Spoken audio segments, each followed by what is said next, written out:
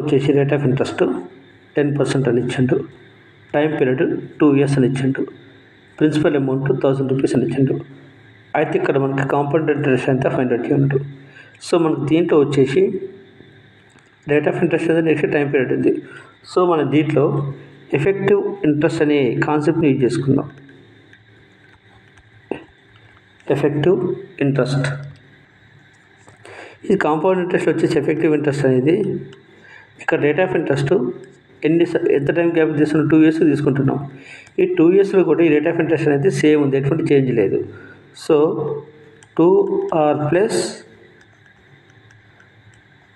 r² 100 అవుతుంది. ఈ rate of interest అనేది 2r ప్లస్ r² 100 అవుతుంది. ఇక్కడ మనకి r value rate of interest ఏముంది, 10 ఉంది, ఇక్కడ 10 ఉంది. సో 2 × 10 అంటే 20 అవుతుంది. 2 × 10 అంటే 20 అవుతుంది. నెక్స్ట్ r² 100 అంటే 10² 100 అంటే 100/100. 100/100 అంటే 1తో క్యాన్సిల్ చేసుకోవచ్చు మనం. So plus 1. So effective interest ఎంత ఉంది, 21% ఉంది. మనం ప్రిన్సిపల్ అమౌంట్ ఎప్పుడైనా సరే 100%గానే కన్సిడర్ చేయాలి. అయితే మనకి ఇక్కడ 100%కి ఈక్వాలెంట్ వాల్యూ వచ్చేసి 1000 రూపీస్. అది ప్రాబ్లంలో ఇచ్చేసిండు. ఇక్కడ మనం ఫైండ్ అవుట్ చేయాల్సింది ఏంటి, 21%కి ఉండేటువంటి ఈక్వాలెంట్ వాల్యూ ఫైండ్ అవుట్ చేయాలి. సో ప్రిన్సిపల్ అమౌంట్ అనేది 100% అవుతుంది. ఈక్వివాలెంట్ వాల్యూ వచ్చేసి 1000 రూపీస్ అవుతుంది. నెక్స్ట్ కాంపౌండ్ ఇంట్రెస్ట్ అనేది 21% అవుతుంది. దానికి మనం వాల్యూ ఫైండ్ అవుట్ చేయాలి. దాన్ని C అని తీసుకుందాం.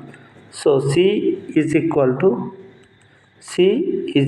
టు మనం C వాల్యూ ఫైండ్ అవుట్ చేస్తున్నాం. C వాల్యూ ఫైండ్ అవుట్ చేస్తున్నాం కాబట్టి మనం న్యూమరేటర్లో వచ్చేసి ప్రోడక్ట్ ఆఫ్ దీస్ 2 తీసుకుంటాం. ప్రోడక్ట్ ఆఫ్ దీస్ 2 అంటే 21 × 1000 డివైడ్ విత్ 100 ఇక్కడ 2 zeros ఇక్కడ 2 zeros క్యాన్సిల్ అయిపోతుంది. ఇంకా రిమైనింగ్ ఏముంది మనకి 21 × 10 ఉంది. 21 × 10 అంటే 210, 210 రూపాయలు.